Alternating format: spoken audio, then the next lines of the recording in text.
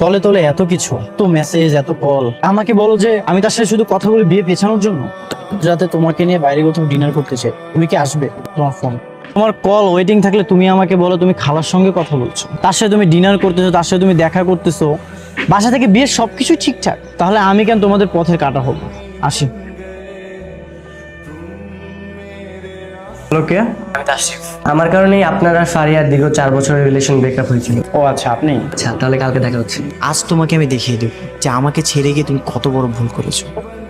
আমার ওয়াইফ মারিয়া। ওর সঙ্গে যদি আপনার বিয়ে হয় তাহলে ফারিয়ার কার সঙ্গে বিয়ে হয়েছে? ওর এখনো বিয়ে হয়নি, ও একজনের জন্য অপেক্ষা করছে, আর সেই মানুষটা হচ্ছে আপনি। ফারিয়া, তুমি তুমি যে তাকে বিয়ে করনি সেটা আমাকে জানালে না কেন? তোমার চাকরি হওয়ার পর যদি তোমাকে আমি জানাতাম তাহলে তুমি আমাকে লোভী ভাবতে। আমি ফারিয়াকে বিয়ে করতে চাই।